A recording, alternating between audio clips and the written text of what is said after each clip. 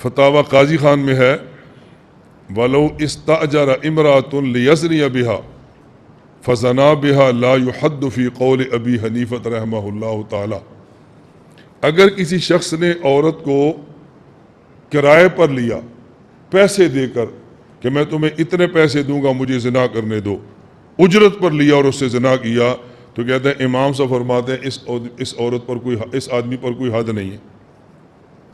اب اعتراض کیا کرتے ہیں کہ دیکھو جی امام ابو حنیفہ رحمۃ اللہ علیہ یہ زنا کے دروازے کھول رہے ہیں، امام ابو حنیفہ رحمۃ اللہ علیہ زنا کے دروازے کھول رہے ہیں، کہتے ہیں آدمی پیسے دے کر عورت سے زنا کرے تو ایسے آدمی پر حد ہی نہیں ہے، جب حد نہیں تو پھر جائز ہے۔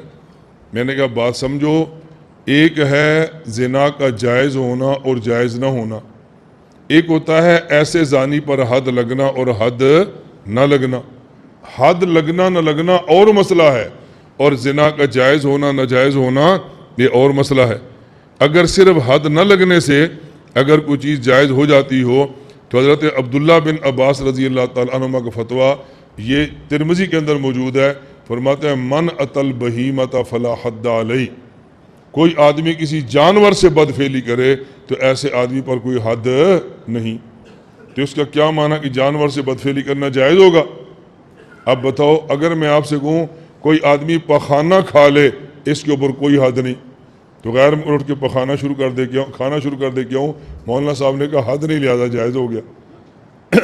او بھئی حد نہ ہونا الگ مسئلہ ہے اور جائز اور ناجائز ہونا یہ الگ مسئلہ ہے۔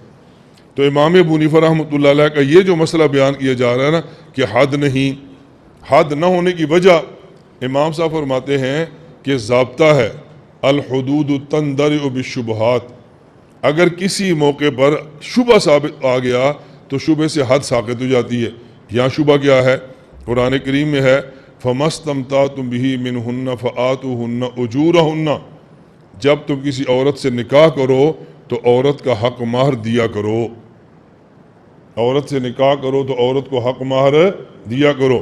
تو یہ جو اس نے عورت کے ساتھ ہم بستری کی ہے اور بدلے میں پیسے دیے ہیں، نکاح والا بندہ بھی عورت سے نکاح کرتا ہے اور بدلے بزا کے طور پہ پیسے دیتا ہے۔ تو شبہ یہ تھا کہ جیسے حق مہر ہے ویسے اجرت ہے، یہ حق مہر کی طرح ہے، اس لیے اس پر حد نہیں جاری ہونی چاہیے۔ شبہ آ گیا۔ اب ذہن میں سوال آئے گا بھائی وہ تو تب ہے جب نکاح ہو اور پھر پیسے دیں حق مہر، اس نے تو نکاح نہیں کیا اور پھر پیسے دیے، یہ حق مہر کے مشابہ کیسے ہو گیا؟ ہم نے کہا یہ نکاح کے مشابہ ہے۔ کیوں؟ نکاح میں یہ ہوتا ہے کہ دو آدمی گواہ ہوں اور مرد عورت ایجاب و قبول کر لیں، اور اگر گواہ نہ ہوں ایجاب و قبول کریں تو امام مالک فرماتے ہیں پھر بھی نکاح ہو جاتا ہے۔ حضرت امام مالک یہاں گواہ شرط نہیں ہے۔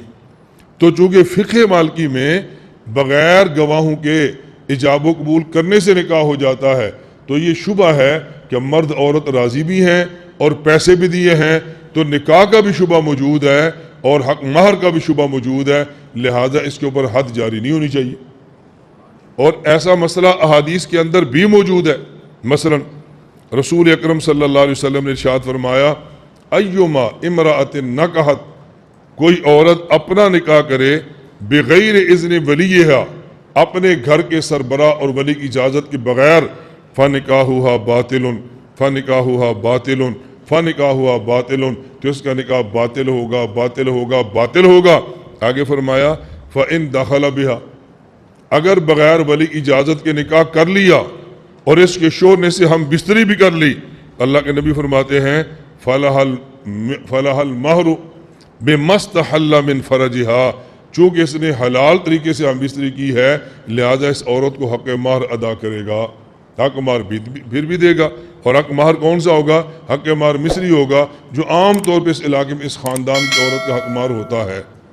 آپ دیکھو نکاح کو باطل بھی فرمایا جا رہا ہے اور شرمگاہ کو حلال بھی کیا جا رہا ہے اور حق مہر بھی ثابت کیا جا رہا ہے۔ میری بات سمجھ آ گئی؟ تو اس کا مطلب یہ نہیں ہے کہ حد نہیں تو جائز ہو گیا، لیکن یہ بات بھی ذہن نشین فرما لیں کہ اس مسئلے پر بھی فقہ میں دو قول ہیں۔ ایک اور یہ ہے کہ حد ہے اور فتویٰ اس بات پر ہے کہ اس پر ایک یہ حد نہیں اور فتویٰ اس پر ہے، اس پر حد یہ ہے۔ الدر المختار باب الوطی الذی یوجب الحد والذی لا یوجبہ، مسئلہ بیان کیا والحق وجوب الحد کالمستأجرۃ للخدمت، جس طرح کسی عورت کو پیسے دے کر گھر میں نکرانی رکھا جائے اور آدمی اس سے زنا کر لے، اس پر حد زنا ہوتی ہے، اسی طرح کوئی آدمی کسی عورت کو پیسے دے کر لائے ہی زنا کے لیے تو اس پر بھی حد ہوتی ہے۔ تو فتویٰ اس بات پر ہے کہ حد ہوگی۔ بات سمجھ آ گئی؟ اب دو باتیں سمجھ لیں، اس مسئلے پر دو قول آگے، ایک قول یہ کہ حد نہیں، اور ایک قول یہ کہ حد، اگر حد نہ ہو تو جائز پھر بھی نہیں ہے، اور اگر حد ہو تو فتویٰ اس پر ہے کہ حد ہونا چاہیے۔ تو جب ہم تقلید مفتہ بہا مسائل پہ کرتے ہیں تو اعتراض میں وہ مسئلہ پیش کرو جس پر ہمارا فتویٰ ہے، جس پر ہمارا فتویٰ ہی نہیں اس مسئلے کو اعتراض میں آپ پیش کیوں کرتے ہیں؟ میری بات سمجھ آ گئی؟ اس لیے ہم نے کہا یہ دو مسئلے الگ ہیں، ایک ہے گناہ ہونا اور ایک ہے حد ہونا۔ گناہ تو ہر حال میں ہے، لیکن حد کے بارے میں دو قول تھے، اور فتویٰ اس بات پر ہے کہ اس آدمی پر پھر بھی حد ہوگی، یہ نہیں کہ اس کی حد ساقط ہو جائے گی۔